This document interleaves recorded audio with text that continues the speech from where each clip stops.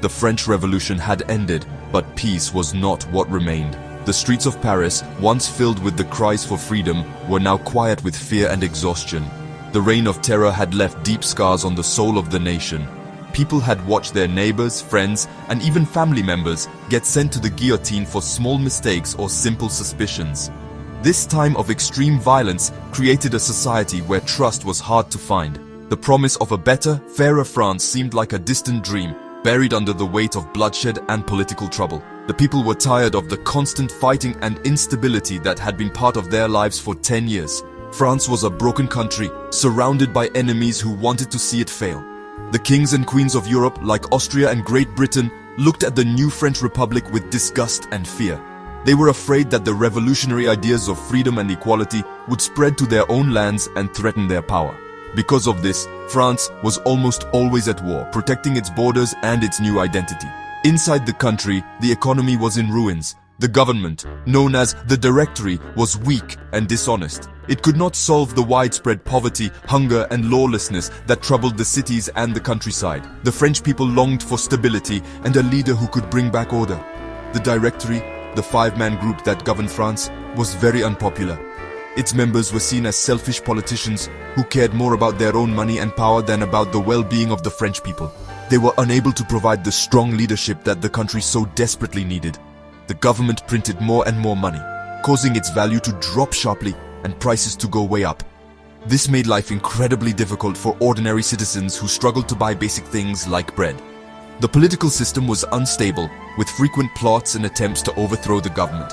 France needed someone who could unite the nation and bring an end to the chaos. This desperate situation created the perfect stage for a new kind of leader to appear. The people were no longer interested in the big ideas of revolution. They wanted real solutions. They needed a leader who was strong, made quick decisions, and could bring back national pride. The army was the only group that seemed to be working well, winning battles in other countries while the government struggled at home. It was from the ranks of this respected military that France's savior would appear. The nation was holding its breath, waiting for a person who could command respect, enforce order, and lead France out of the darkness and into a new time of glory. Into this messy situation stepped a young and ambitious artillery officer from Corsica named Napoleon Bonaparte. He was not a traditional French noble. In fact, he spoke French with a noticeable accent. But what he lacked in noble birth, he more than made up for in talent, ambition, and an amazing understanding of military strategy. Napoleon quickly made a name for himself within the army. He was smart, hardworking, and had a special ability to inspire loyalty and bravery in his soldiers. He understood their needs, spoke their language, and shared in their difficulties on the battlefield. This created a strong bond between him and his men, who would follow him anywhere. Napoleon's first big chance to shine came in 1793 at the Siege of Toulon. The city had been taken by British forces, and the young captain was given the job of planning the artillery attack to take it back. His plan was brilliant and daring. He correctly found the key important spots, and even though he was hurt in the fighting, led the successful attack that drove the British out. This victory earned him a promotion to brigadier general at the amazingly young age of 24. He had shown his military genius and his personal bravery. Suddenly, the political leaders in Paris, who were always looking for capable military commanders, started to pay attention to this rising star from Corsica. His reputation grew even larger in 1795, when he defended the National Convention in Paris from a mob of royalist rebels. With the government in danger, Napoleon was given command of the city's defenses. He famously used cannons to fire a blast of grape shot into the approaching crowds, scattering them quickly and decisively. He saved the Directory from being overthrown, proving that he was not only a skilled general on a foreign battlefield, but also a fierce protector of order at home. This act made him a hero to the government and a strong figure in the eyes of the public. He was seen as a man who could get things done when politicians could only talk. The Directory then gave him command of the French army in Italy. This campaign would turn him into a legend. Between 1796 and 1797, Napoleon led his poorly equipped and discouraged army to a series of amazing victories against the Austrians. He used speed, surprise, and brilliant tactics to defeat larger enemy forces again and again. He sent back reports of his triumphs to Paris, which were published in newspapers, making him a household name across France. He also sent back wagons filled with treasure and priceless works of art, which helped to fill the empty government money boxes. Napoleon was no longer just a general. He was a national hero, a symbol of French glory and success. While Napoleon was winning glorious victories in other countries, the situation in Paris was getting worse and worse. The Directory was proving itself to be completely useless and dishonest. Its 5 directors were constantly arguing among themselves, plotting against each other, and making themselves rich at the public's expense. The people saw them as weak, unsure, and untrustworthy. While soldiers were fighting and dying for France, the politicians seemed only to be fighting for their own power and profit. This created a clear difference in the public's mind. Napoleon, the victorious hero bringing glory to France, versus the arguing, ineffective politicians who were letting the country fall apart. The French people began to trust Napoleon more than their own government. The news of his military successes in Italy and later in Egypt filled them with a sense of national pride that had been missing for years. He was the example of strength and ability.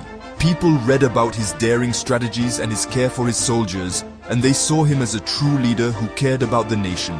Unlike the politicians who made empty promises, Napoleon delivered real results, victories, treasure, and, most importantly, a vision of a strong and respected France. He was seen as a man of action in a world of talkers. This growing popularity made the Directory very nervous. They recognized Napoleon's ambition and feared that he might one day use his military power to take control of the government. They tried to keep him far from Paris by giving him command of the trip to Egypt in 1798. Their plan was twofold. They hoped he would conquer a new colony for France and, at the same time, keep him conveniently far from the center of political power. While the Egyptian campaign had mixed results militarily, Napoleon used it as a masterclass in spreading his image. He brought scientists and scholars with him, presenting the invasion as a mission to bring knowledge to the East, further making him seem like a man of culture and vision. When Napoleon learned of the political crisis back home and the Directory's weakening power, he made a bold decision. He left his army in Egypt and secretly sailed back to France in 1799. Instead of being punished for leaving, he was greeted as a returning savior. His journey from the coast to Paris was like a victory parade. Crowds gathered in every town and village to cheer for the man they believed could end the chaos and bring back order. The people's faith was now firmly placed in him. They had lost all hope in the political system and were ready to put their future in the hands of a strong military leader they could trust. Upon his return to Paris, Napoleon found the government on the verge of falling apart. Several members of the Directory itself, including a man named Emmanuel Joseph Sieyès, were secretly planning to overthrow the very system they were supposed to be leading. They knew they needed a military figure to provide the strength for their takeover, and the extremely popular Napoleon was the perfect choice. They believed they could use his popularity to take power and then push him aside, keeping control for themselves. They underestimated the young general's political skill and ambition, a mistake they would soon regret. Napoleon agreed to join their plot, but he had his own plans. The takeover, known as the Coup of 18 Brumaire, which happened on November 9, 1799, was a carefully planned but messy event. The first step was to convince the government's 2 lawmaking councils that a Jacobin plot threatened the Republic, forcing them to move to a location outside Paris, where they would be isolated and surrounded by loyal troops. Napoleon was put in charge of their security. However, when he spoke to the councils, he was met with angry resistance. The politicians accused him of being a dictator and a traitor. For a moment, it seemed the coup might fail as he was physically attacked, but his brother, Lucien Bonaparte, saved the day by ordering the soldiers to clear the hall. With the politicians scattered, Napoleon and the plotters declared the Directory dissolved.